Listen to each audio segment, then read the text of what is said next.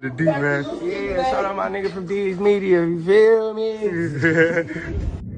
Yo, it's your boy D's Media back again with another video. Like, comment, subscribe to the channel on the road to 100K. Today we're going to talk about, man, that boy Lil Law, man, just took a break, man, from music, man, and he finally dropping. And Shorty turned down a $1.7 million deal. Let's jump straight into it. Still get off some label. It was 1.7 on the table. Had they played it, it would have been slave. You turned that down, Law, you get some pay. Man, Lil Law then took about a 2-3 month break from dropping music. I would assume it probably could be, personal issues, something going on with him.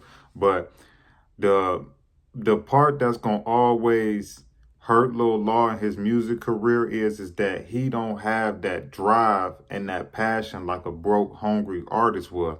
Any rapper right now in 2025 that go 3 months without dropping music, if you ain't a YB, a Drake, or a Future or something like that, you could lose majority of your fans. These fans is flip-flop. They'll mess with you on Monday and Friday, find a whole new artist. So because he's making revenue outside of the music industry and he's set up in a good position as he should be, he can care less about music. You talk about you go to a label and you turn down a $1.7 million deal. That's probably like $300,000-400,000 up front, which, like he said, he wasn't trying to sign his whole life away for $1.7 million.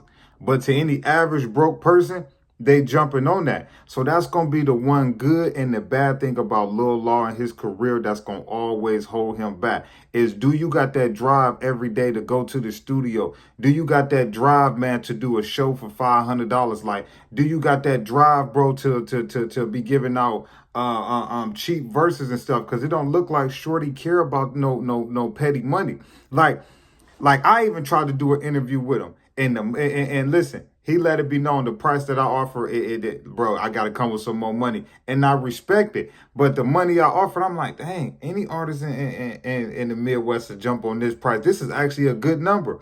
But to him, that ain't no money to him, And I can respect it because he know his value. He know his worth. But from a hungry artist out there, Lil Law gonna keep getting passed up, man, because these dudes, they hungry and they want it now, which in the long run is gonna hurt you. But I'm gonna be honest with you, man.